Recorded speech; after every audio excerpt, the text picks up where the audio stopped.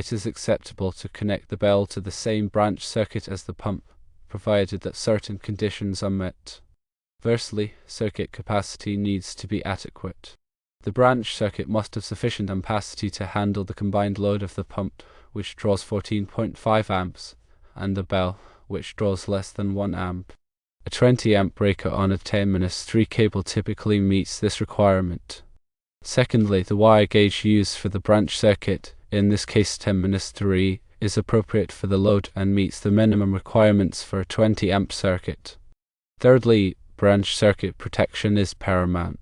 The branch circuit must be protected by a circuit breaker or fuse rated for 20 amps.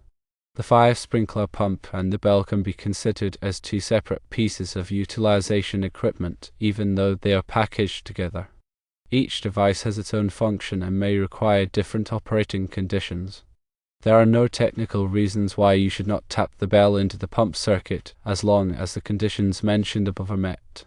However, some factors to consider include isolation and redundancy. Connecting the bell to the pump circuit may make it difficult to isolate the bell for maintenance or troubleshooting.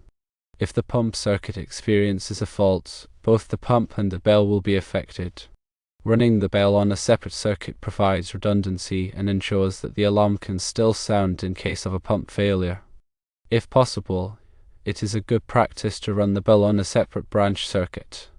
This provides isolation, redundancy, and flexibility for future modifications or upgrades. However, if it is not feasible to run a separate circuit, tapping the bell into the pump circuit is acceptable as long as the circuit capacity, wire gauge, and protection requirements are met. To elaborate further on the conditions to consider when connecting a fire sprinkler pump and a bell to the same or separate branch circuits, let's delve into the specifics of each aspect. First, regarding circuit capacity, it is essential to calculate the total load on the circuit. The pump draws 14.5 amps, and the bell draws less than 1 amp. This gives a total load of less than 15.5 amps. A 20 amp breaker provides a safety margin, but it's crucial to ensure that the circuit wiring is rated for at least 20 amps. The 10-3 cable, with its 10 gauge conductors, is suitable for a 20 amp circuit according to the National Electrical Code, or NEC. Note that the NEC provides tables such as Table 310.15b16 that dictate the allowable ampacities of conductors based on their insulation type and ambient temperature. It is vital to consult these tables to ensure that the chosen wiring is appropriate for the installation conditions. Moving on to wire gauge, the 10-3 cable consists of 3 10-gauge conductors plus a ground wire. The 10-gauge conductors are capable of handling 20 amps, making them suitable for the combined load of the pump and the bell. However, it's essential to consider voltage drop, especially if the circuit run is long. Voltage drop occurs when the voltage at the load end of the circuit is lower than the voltage at the source end. Excessive voltage drop can cause equipment to malfunction or operate inefficiently. The NEC recommends limiting voltage drop to no more than 3% for branch circuits and 5% for feeders. To calculate voltage drop, you need to know the circuit length, the conductor size, the load current, and the voltage. There are online voltage drop calculators available, or you can use the following formula: voltage drop equals 2 times K times I times D divided by Cm, where K is the direct current resistance factor for the conductor material, typically 12.9 ohms for copper. I is the load current in amps, D is the one-way distance of the circuit in feet, and Cm is the circular mils of the conductor. If the calculated voltage drop exceeds the recommended limits, you may need to increase the conductor size or reduce the circuit length. Regarding branch circuit protection, the 20 amp breaker is intended to protect the circuit wiring and equipment from overcurrents. Overcurrents can be caused by short circuits, ground faults, or overloads. A short circuit occurs when there is an unintended connection between two conductors of different potential. A ground fault occurs when there is an unintended connection between a conductor and ground. An overload occurs when the circuit is carrying more current than it is designed to handle. The 20 amp breaker will trip, or open, the circuit in the event of an overcurrent, preventing damage to the wiring and equipment. It is crucial to select a breaker with the correct interrupting rating. The interrupting rating is the maximum amount of fault current that the breaker can safely interrupt. The interrupting rating must be higher than the available fault current at the point of installation. Available fault current can be calculated using engineering software or by consulting with the local utility company. When considering whether the fire sprinkler pump and the bell are one or two pieces of utilization equipment, it is important to recognize that they serve distinct functions within the fire protection system.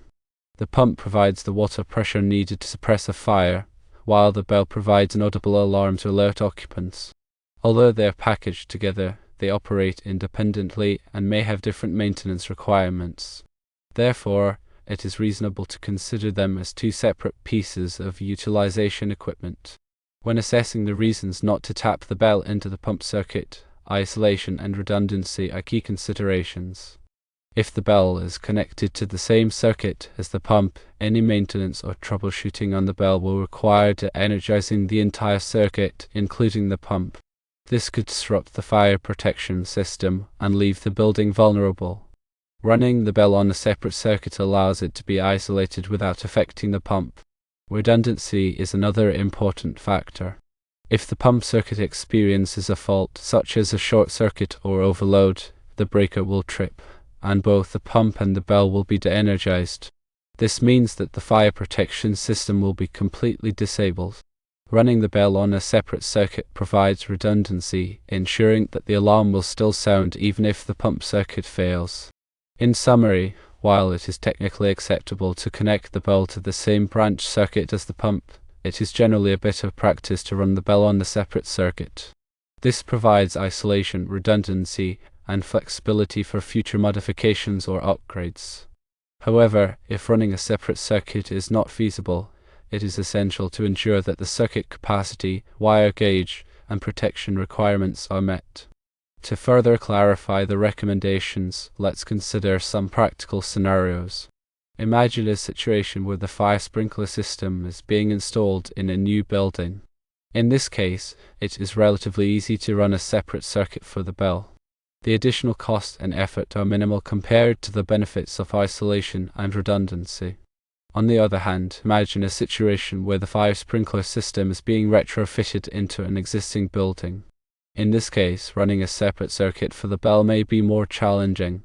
There may be limited space in the electrical panels, or it may be difficult to run new wiring through the building. In this situation, tapping the bell into the pump circuit may be the more practical option. However, it is still essential to ensure that the circuit meets all of the necessary requirements. Another factor to consider is the type of bell being used. Some bells are designed to operate on 24 volts direct current, or volts DC, while others operate on 120 volts alternating current, or volts AC. If the bell operates on 24 volts DC, it will require a separate power supply. In this case, it may be easier to run a separate circuit for the bell, as you will need to run a low voltage circuit anyway. Regardless of whether you choose to connect the bell to the same circuit as the pump or run it on a separate circuit, it is essential to follow all applicable codes and standards. The NEC provides detailed requirements for the installation of fire protection systems. It is also important to consult with the local authority having jurisdiction, or OJ, to ensure that the installation meets their specific requirements. In addition to the technical considerations, it is also important to consider the legal and insurance implications of connecting the bell to the same circuit as the pump. Some insurance companies may require that the bell be on a separate circuit to ensure that the alarm will sound in the event of a pump failure. It is important to check with your insurance company to determine their requirements. Ultimately, the decision of whether to connect the bell to the same circuit as the pump is a judgment call that should be based on a careful evaluation of all of the relevant factors. There is no one-size-fits-all answer.